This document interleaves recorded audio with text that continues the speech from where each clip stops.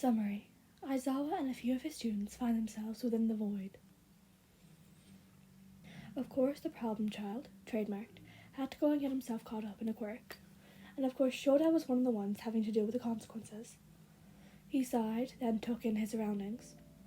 Or, well, lack thereof. They were on some sort of crumbling platform, half a wall falling apart behind them. Assumably there was a room behind the wall, since he could hear voices. He wasn't even going to touch on that, since his students that got caught up in the quirk as well, minus Midoriya, were all huddled around him. What he was really interested in was why the fuck they were floating in some sort of void. Before he could question it any further, someone with a faint orange outline stepped out from behind the wall, eating a bag of chips he had never heard of before. What in the hell were Tostitos? And looking vaguely upset but mostly bored, which, honestly, mood. The man glanced over at them before doing a double take and choking on the chip he had just bitten into, eyes wide. After his coughing fit, he just stared at them. You're not supposed to be here. Aizawa shoved the group of his students behind him, hand flying to his capture scarf. The bald man panicked, holding his hands up placatingly. Now, let's not be too hasty. 1 sec. First, fourth, seventh, someone help! Now, this wasn't Shota's smartest moment, but he ended up just gaping at the man. Why the hell was he calling out numbers? He turned back to face them. Alright, just a second. Someone will be over here to talk to you, and hopefully they'll understand what the fuck is going on. But seriously, how'd you get here? Shota glared for a moment longer, before sighing and relaxing. Not fully. Never fully. We were hit by a stray quirk, or well, one of my students was, and we were caught up in the after effects. What is this place? He looked around again, noticing the faint lines of colours and fading stars speckling the inky darkness around them. The man scratched his head. Well, this is the void. Welcome, I guess. A black-haired woman with her own pink outline that looks surprisingly like Yayorozu, and a white-haired man with a white outline that looks suspiciously similar to Midoriya. Fifth, why'd you... Oh. The woman glared at the bald man. Fifth, before looking towards them. Oh, hello there. May I ask how you got here? The white-haired man came out fully from behind the wall, only to wave their little group towards him. Shota took the lead, glancing behind to make sure the others, Shinso, Bakugo, Kaminari, Tokoyami, and Juro, were following. They looked around warily, causing a sense of pride to start festering within him. Alongside it, however, was a bone-deep sorrow. It was good that the kids already had the instinct to always be suspicious, but the events that led to them to develop such instincts? No child should ever have to go through that. He shook himself from his thoughts, but noticed Bakugo's expression before fully looking away. He expected him to be the most wary, but that title was awarded to Shinso. No, the blonde looked more exasperated, if anything, or as if he knew something the others didn't. Intriguing. One of my students was hit by a stray quirk, and we were caught up in the after effects. He decided answering the white-haired man question was easier than trying to parse out the anomaly that was Bakugo Katsuki. Ah, that's what Ninth told us, although I don't think he realizes you're here too, the man replied.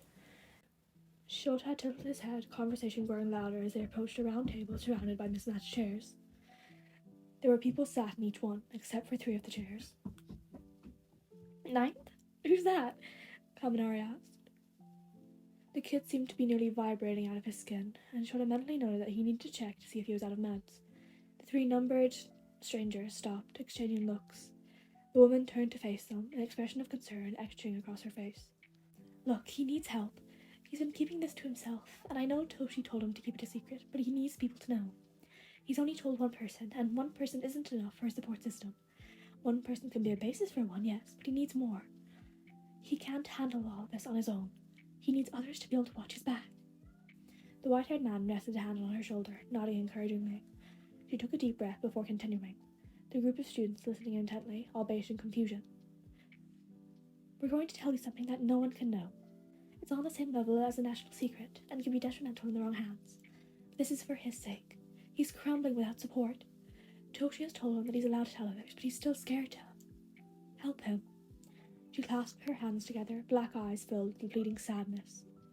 Shota couldn't help but think that expression didn't belong on her face. Not with the wrinkles around her eyes and a mouth that suggested a life full of smiles and laughter. Not with a face that must have brought and exuded joy to so many others.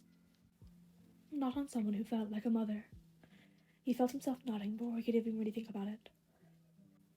We'll help him in any way we can, he said, and was about to continue, but Jiro beat him to it. Sorry to interrupt, but who is this him? Why did you refer to him? She stuck a finger at Fifth, who put a chip-pulling hand to his chest in mock offense. As a number. Who are you? What is this place? Who is Toshi? Why do we need to be a support system? And for what? Her brows were knitted close together, whether in frustration or confusion it was hard to tell. The woman shared another glance at the white-haired man before sighing. Let's start with introductions. I'm 7th, or Shimura Nana. This is 1st, or Shigaraki Yoichi. The white-haired man gave a little wave, wincing. And this is 5th, or Banjo Daigoro. At the mention of First's name, the students in Shota froze, although something in the back of his mind tickled when he heard the other two names.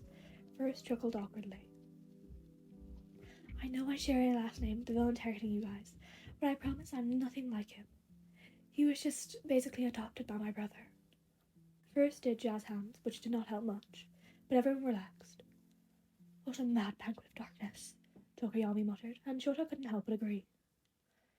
Alright, but why do you use numbers? Jiro asked, eyes glinting in suspicion. Shota was proud of her for staying on track with her questioning, and planned on giving her some extra credit after all of this. Well, that requires a lengthy conversation, but I'll give you the short version. You can ask 9th or 8th for the full story later, First said, waving his hands flippantly towards the chairs where someone was laughing. I'm from the beginning of the Quirk Wars, and I was thought to be quirkless. My brother, All for One, or the Scourge of Camino, however you know him, gave me a stockpiling quirk that merged with my hidden quirk of passing on quirks. Thus, One for All was born. One for All is a quirk that is passed down from generation to generation, and currently belongs to the 9th user. First paused, sending a look at Bakugo. Well, technically speaking, he's currently the 11th holder, but he was originally the 9th, so we refer to him as such. It was a weird thing, we mostly ignore it. The fuck did you look at me for? Bakugo ground out, and Shota glanced at him to see a scowl on his face. First looked confused, but understanding dawned on his face. Oh, you don't remember? He asked, sending looks towards 5th and 7th, who seemed to have picked up on what First was talking about. He doesn't know. I thought 9th told him. 7th questioned. Well, apparently he didn't. Does that mean we have to tell him? 5th crunched on another chip. Tell me what? Bakugo burst out, fist clenching as if in preparation to use his quirk. Shota glared at him, earning himself a huff, but the boy retreated from his anger slightly. The three in front of them shared yet another look before First spoke. Do you remember the time you all went to Nabu Island? The group nodded slowly, their aversion from earlier coming back. How did they know about Nabu Island? Remember the fight against the villain? This time the question was directed at Bakugo, who scrunched up his face. There's a blank in my memory, but yeah, what about it? First sighed. The blank in your memory is from the incomplete transfer. It was silent for a moment, as they all watched Bakugo piece together something in his mind. His head whipped up to staring incredulously at First, with a near silent, no, escaping his lips. First just nodded. What the fuck? That goddamn idiot! What if the transfer went through? What have you done then? Oh, that bastard's so lucky when I get my hands on him. He grumbled for a little bit before pausing. Wait, he's here, right? Where is he? 7th slightly stepped forward, and for a split second Shota thought she was floating. Again, something wriggled in his mind, but he pushed it down. You can see him in a little bit. We still have to answer her questions. She gestured towards Jiro as she spoke, who flushed a little at the attention, but still stood tall. Well, for right now, I want to know who 9th is, who Toshi is, and whatever the fuck that was about. She jerked her head over at Bakugo, who was still muttering something or the other. You all already know 9th, so you'll see him in a little bit. Toshi is 8th, and you know him as well. You'll probably learn about the Nabu Island thing alongside the other two. Jiro looked satisfied at that, and they were about to start walking again when Shinso's drawling voice floated towards them. Wait, I have a question. He continued once he had everyone's attention, and at Shota's encouraging nod. Does this have something to do with the sports festival? Well, that was not what Shota was expecting. What do you mean? First tilted his head, gazing at Shinso with some sort of understanding in his eyes. I saw you, or well, your weird little outlines. You were there. 5th choked on his chin again. What do you mean you saw us? He yelled. No one noticed, but the talking drifted over from the table, quieted down. My quirk. It basically lets me access someone's mind when I take control of them. Shinso explained, although it did nothing to help Shota understand what the hell was going on. That's a powerful quirk. I think you'll do great things, 7th said with a small smile.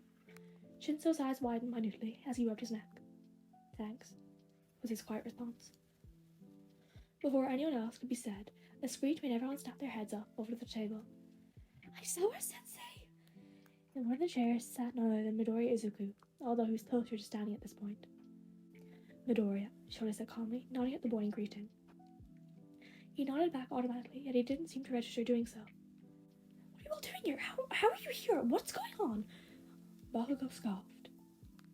Why don't you tell us, Ninth? He seethed, causing Midoriya to blanch.